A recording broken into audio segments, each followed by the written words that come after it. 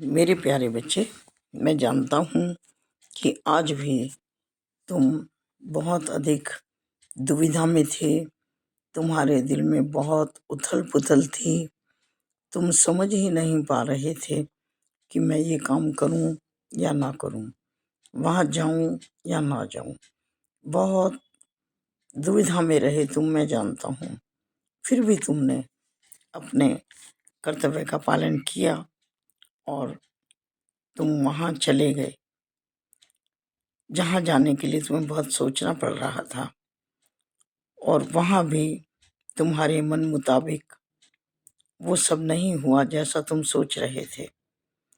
विषम परिस्थितियाँ रहीं, तुम्हारा मन बहुत दुखी भी हुआ। मैं देख रहा था, क्योंकि मैं तुम्हारे साथ ही था मेरे प्यारे बच्चे। लेकिन तुमने उस अपमान को बहुत शांतिपूर्वक सह लिया। इसलिए मेरा आशीर्वाद तुम पर और भी बढ़ गया।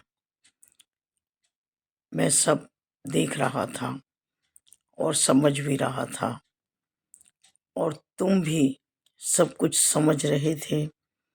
फिर भी तुमने सब कुछ अनदेखा किया। ये एक बहुत बड़ी बात है मेरे प्यारे बच्चे, क्योंकि तुम मेरी शरण में हो। तुम साईं सच्चरित्र को केवल पढ़ते ही नहीं हो, मैं जानता हूँ, उसे अपने जीवन में ढालने का प्रयास भी करते हो। जब कभी तुम्हारे साथ ऐसी परिस्थिति आती है तो तुम हमेशा साईं सच्चरित्र का वो बात याद कर लेते हो कि कोई बाबा को नमस्कार करे या ना करे, बाबा उन्हें समान दृष्टि से देखते थे। जो बाबा को नमस्कार करते थे, बाबा उन्हें भी आशीर्वाद देते थे, और जो उन्हें नमस्कार नहीं करते थे, बाबा उन पर भी दयावान रहते थे। इसीलिए जब कभी तुम्हें कहीं अपमान जैसा महसूस होता है, या कभी तुम्हें ऐसा लगता है कि तुम्हारी उपेक्षा की जा रही है, तुम्हें निग्लेक्ट किया जा रहा है, तब भी तुम बहुत शांत हृदय से सब कुछ बर्दाश्त करते हो। ये तुम्हारी सहन शक्ति तुम्हें मेरे और करीब ले आती है मेरे प्यारे बच्चे। हमेशा इस धैर्य को, सहन शक्ति को अपना हथियार बना कर रखना। तुम कभी जीवन में हारोगे नहीं। कोई चाह कर भी तुम्हारा अपमान नहीं कर पाएगा।